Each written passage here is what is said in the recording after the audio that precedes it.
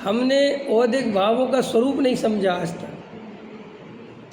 देखो अभी थोड़े ताज़ा प्रसंग है ना, अभी आया हूँ कोटा से, मेरा कोई अन्यथा अभिप्राय नहीं है, लेकिन अभी जब आए हैं जहाँ से तो वहाँ की बातें तो आएंगी ना, ये तो बात आप पक्की समझते हो ना। देखो वहाँ पे मुझसे कहा गया कि साहब पहले तो बड़ी मुश्किल से जो चर्चा इतने सारे लोग बैठाए, और विकृति का विषय किसे दिया गया? मुझे, कि साहब विकृतियाँ क्यों बढ़ रही हैं, समाज में बढ़ती विकृतियों के लिए कौन जिम्मेदार है? ठीक भाई, इतने बड़े बड़े विद्वान बैठे थे, मैं तो छोटा सा विद्वान हूँ, इतना खतरनाक भारी काम मुझे दिया गया। अरे भारी काम दिया गया तो भारी तरीके से करना पड़ेगा कि नहीं करना है? और जब भारी तरीके से करते हैं तो लोगों को बुरा लगता है। लोग कहते हैं कि साहब भाषा की मर्यादा होनी चाहिए, ये होना चाहिए। हमें सब पता है, हम मर्यादित बोलना भी है, लेकिन तुम मर्यादा में समझते कहाँ हो? मर्यादा में जो बोल रहे हैं तुम सुनते रहते हो।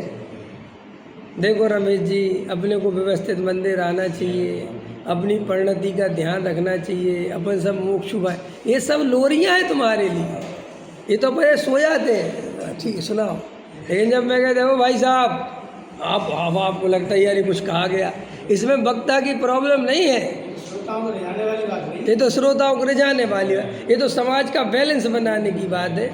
हम समाज का बैलेंस बनाते रहेंगे तो तत्व सुनाएंगे कब? लोगों को मेरे से एक ही शिकायत है कि आप खराब बोल देते हो, कड़वा बोल देते हो, खड़ा बोल देते हो, किसी का विचार नहीं करते। अरे मुझे एक बात बताओ, आप यहाँ पर सत्य सुनने के लिए आए हो कि आप बटरिंग करवाने आए हो? आप अपनी प्रशंसा सुनने आए? आप अपने, तो अगर डॉक्टर आपकी प्रशंसा करे और आप बीमार हो तो आपका क्या होगा? डॉक्टर आपसे कहे कि आप तो बहुत अच्छे हो, सब खाया पिया करो, खूब लड्डू पेड़ा खाया करो, बहुत बढ़िया, डायबिटीज़ 300 हो गई, कोई बात नहीं, पर्याय की योग्यता है, तुम तो खाओ। तुम्हें हो सकता है वो डॉक्टर बहुत अच्छा लगे, लग सकता है, तुम कहोगे जी बहुत अच्छा डॉक्टर है, तुम तो बस दवाई लेते रहो हमारी। ऐसे अगर कोई विद्वान कहे कि तुम तो जो हो रहा है चलने दो, सेठ जी आओ बैठो, समय सार सुनो, सेठ जी कह रहे साहब मेरे पैसे में से सुख बुद्धि रहे, मत निकलने दो, वो तो अपनी योग्यता से निकलेगी, तुम तो कमाओ और यहाँ दे जाओ और हमारी सुन जाओ। अगर अपन ऐसे ही मान्यता से चलेंगे तो सेठ बेचारे का होगा क्या? वो तो सेठ डूब जाएगा बेचारा। भैया ज्ञानी कौन होता है? जो अज्ञानी की नज़रों में बुरा बनकर भी उसका भला करना चाहता है, उसका नाम ज्ञानी। इसे इतिहास उठाकर देखो, जितने भी महापुरुष हुए समाज की नज़रों में वे बहुत बुरे बने, समाज ने उन पर पत्थर फेंके, उन्हें गालियाँ दी, उनको काले झंडे दिखाए, उनके खिलाफ पत्र निकाले, लेकिन वे उन समाज का भला तब भी करते रहे। वे समाज को फिर भी कहते रहे भूला भगवान छे, आज नहीं तो कल समझेगा। लेकिन समझना यही पड़ेगा कि क्या समझना पड़ेगा कि दया दान पूजा भक्ति में धर्म नहीं, पंथ संप्रदाय में धर्म नहीं। समझ में, हम किसी पंथ संप्रदाय का पोषण करने के लिए हमारा जन्म नहीं हुआ है, ये हमें समझना ही पड़ेगा। और जब अपन विकृतियों पर चर्चा करेंगे तो विकृतियों पर चर्चा फिर विकृतियों के हिसाब से ही होगी, फिर हम वहाँ समझौता वाली शैली नहीं ला सकते, क्योंकि समझौता वाली शैली आप लेके आएंगे तो फिर वो बात नहीं हो पाएगी जो होनी चाहिए। और मैं ये जो अपन देखो, अब मैं आकर हूँ तो छदमस्त, केवल ज्ञानी तो हूँ नहीं कि सारी बातें एक बार में सब कुछ बोल दूँगा। तो बातें तो क्रम से ही आएंगी ना, और क्रम से भी आएंगी, और कभी कभी शब्द की चूक भी हो जाती है। शब्द की चूक यूँ हो जाती है कि जैसे अपन ने बोला कि साहब सेठिया मानी हो गए और पंडित लोभी हो गए, तो अब इसका अर्थ क्या है? इसका अर्थ सारे सेठियों के लिए नहीं बोल रहा मैं, और सारे पंडितों के लिए नहीं बोल रहा मैं। और ये बात बुरी भी किसे लगेगी? जो हुआ होगा। अब अगर किसी को बुरा लगा है उस बात से, तो गारंटी से उसे अपने मन में टटोलना चाहिए कि मुझे बुरा क्यों लगा। वहाँ मेरे पास खबर आई कि साहब बहुत लोग दुखी हो गए। हमने कहा जितने दुखी हो गए उनको ले आओ मेरे पास। भाई हम भी तो पूछे तुम्हें दुख किस बात का हुआ कि साहब लोगों के हृदय में ठेस पहुंची, पहुंचने दो ना, डरते क्यों? इंजेक्शन लगेगा तो सुई लगेगी तो थोड़ा तो चुभेगी तो, लेकिन कड़वी दवाई दोगे तो जवान को अच्छी लगेगी तो नहीं, लेकिन रोग वो ही ठीक करेगी। लोग कहते हैं कि साहब आप अभी बहुत छोटे हो, तो ठीक है छोटे हैं, जब तो बोलेंगे ऐसा तब तो बड़े होंगे, नहीं समझ में आया? और अगर हम बड़े होने का इंतज़ार करेंगे, अगर ज्ञानी बड़े होने का इंतज़ार करते तो भाई साहब ये सत्य तो कभी निकल के ही नहीं आ पाता। अगर वे देखते रहते ये तुम्हारी पिताजी की उम्र के हैं, ये तुम्हारे दादाजी की उम्र के हैं, ये तुम्हारी बड़ी माँ की उम्र की है, तो बड़ी बहन है, तो वे सत्य बोल ही नहीं पाते। लेकिन जब अपन इस तत्व ज्ञान की गद्दी पर बैठते हैं तो यह सब रिश्ते खत्म हो जाते हैं, छोटे बड़े का सिस्टम खत्म, अनादर किसी का नहीं। लेकिन वस्तु का स्वरूप ऐसा है, जब सत्य का प्रतिपादन होता है तो जिनके मन में चोर होता है उन्हें बुरा लगता ही है। मैंने बोला नहीं मिली नारी तो बन गए ब्रह्मचारी। अब आदमी को ये क्या बोल रहे, तो तुम्हें बुरा क्यों लग रहा? तुम तो असली ब्रह्मचारी हो ना।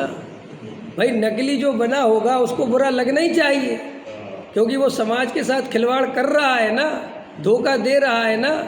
जब तुम ब्रह्मचारी के योग्य आचरण नहीं पालते, तुम्हारा खान पान उठना बैठना एक ब्रह्मचारी की तरह है ही नहीं, और तुम अपने नाम के आगे ब्रह्मचारी लगाते हो, तो इस श्रद्धा का लूटना है कि नहीं? तो इसका पाप लगेगा कि नहीं लगेगा? और सम्यक दर्शन होगा ऐसी परिणति में। कल मैंने वहाँ बोला, मैं आज मुझे वहाँ तो टाइम नहीं मिलेगा, मैं कहा था, इसलिए मैं भी 5-6 दिन और शताब्दी वर्ष बनाऊंगा, इसलिए मुझे पता था कि मैं इतने 5-10 मिनट में सारी बातें क्या क्या कहूँगा। लेकिन मैं एक एक बात जो बोल के आऊँ, मैंने क्यों बोली, किस अभिप्राय से बोली, वो मैं आज के वचन में बताऊँगा। जैसे मैंने एक बात वहाँ बोली थी कि साहब पंडित जो है लोभी हो गए, समझ में आया? तो ऐसा नहीं है, सारे पंडितों के लिए थोड़ी बोल रहे हैं हम, ये तो दोष बताई उसी के लिए जा रहे हैं जिसमें हो, बहुत अच्छे विद्वान हैं सब कुछ है, लेकिन लोभी भी बहुत हैं। सेठियों का थैला उठा के चलने वाले भी बहुत हैं, सेठियों के आगे पीछे दौड़ने वाले भी बहुत हैं। और समाज जो सेठिया वर्ग है वो ऐसे विद्वानों को हाईलाइट करवा रही है जो उनका थैला उठा के चले, जो उनके पैसे इकट्ठे करा के चले। ऑलराउंडर विद्वान चाहिए समाज को। क्या चाहिए? उनका विधान भी करा दे, मौका पड़े तो प्रवचन भी कर दे, कथा भी सुना दे, सब कर दे, भाई ऐसा विद्वान ले आओ, समझ में आया? और पैसा भी इकट्ठा करा दे। तो बोलो हमारा पैसा इकट्ठा कराना प्रयोजन है कि आत्म कल्याण करना प्रयोजन है? और याद रखो, आत्म कल्याण करने की भावना से अगर तत्व सुनोगे तो कल्याण हो पाएगा। और अगर सामाजिक दृष्टि से समाज का भला आज तक कोई नहीं कर पाया, कोई कर भी नहीं सकता, याद रख लो जीवन भर। और सत्य कभी समाज में चलता ही नहीं, समाज का कभी मोक्ष नहीं होता। क्या कहा मैंने? मोक्ष हमेशा वज्रसेन जी आपका अपना होगा।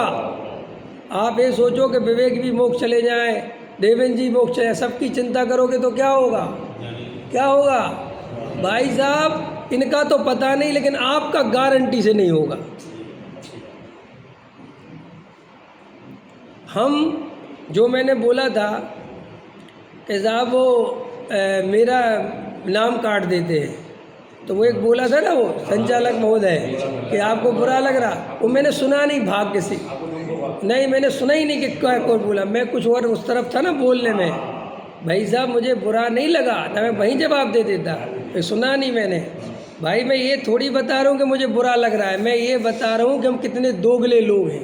उस व्यक्ति की उसके सामने इतनी तारीफ करते हैं कि आप सत्य बता रहे हो, आप तो बहुत ही बढ़िया बता रहे हो, आपके जैसा तो कोई नहीं बता रहा, और उसी व्यक्ति का पीठ पीछे बुराई कर रहे हैं, नाम हटवा रहे हैं। तो ऐसी परिणति में, इतनी बेईमान परिणति में सम्यक दर्शन का फूल कैसे खिलेगा? मैं ये समझाना चाह रहा था। मेरे को बुरा लगता है, मेरे को क्या बुरा लगता है? मुझे तो पता भी नहीं चलता कि कहाँ मेरा नाम लिखा और कहाँ, मुझे तो बहुत बाद में पता चलता है। लेकिन अगर अपन ऐसा, मैं ये नहीं कह रहा हूँ, अगर आपको विवेक पसंद नहीं है तो कम से कम उसकी प्रशंसा तो मत करो उसके सामने। जितनी घनघोर बुराई करो ना, एक तरफ रहो ना, एक पार्टी में।